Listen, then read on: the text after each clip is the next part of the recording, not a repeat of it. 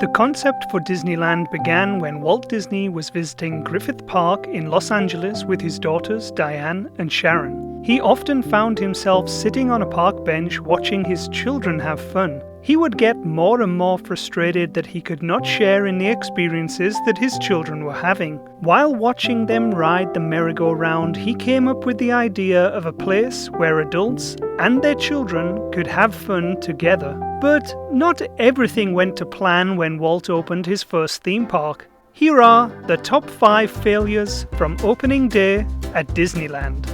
Number 5. Traffic jams. Since Disneyland and the city of Anaheim were not prepared for the amount of people that showed up, California's Santa Ana freeway that led into the park was backed up for 7 miles. The traffic was so bad that the Santa Ana police called it the worst traffic jam they had ever seen. The traffic essentially shut down the freeway for hours. In fact, people were in their cars for so long that when they finally made it to Disneyland, there were reports of families taking restroom breaks in the parking lot and on the side of the freeway. Number 4. Fake tickets. The grounds are loaded with about 15,000 people who are especially invited guests of Walt Disney's.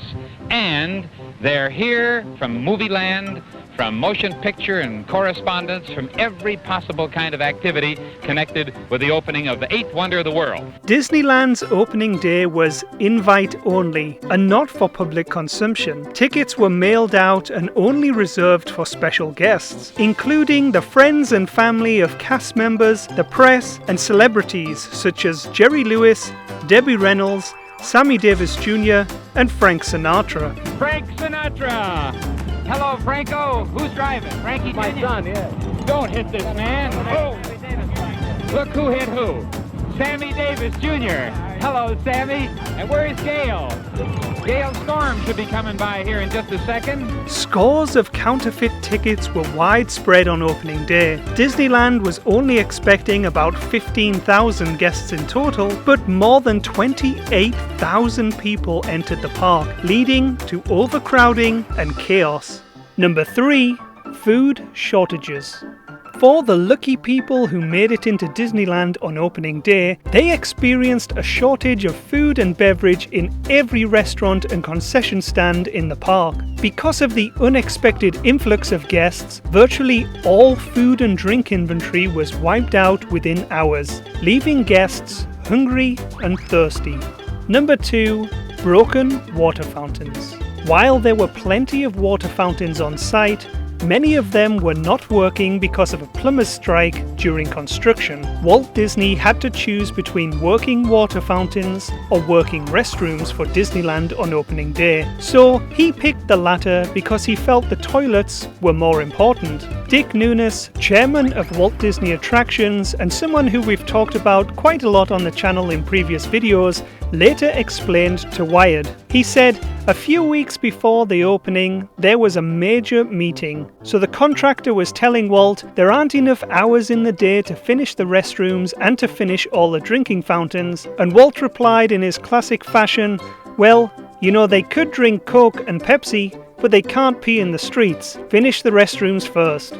Number 1. A sinking ship. The iconic Mark Twain riverboat in Frontierland was filled way over capacity on opening day, with about 500 people clamoring into the attraction. This caused the boat to go off its track and sink into the mud, but the ordeal was far from over. Miss Irene Dunn.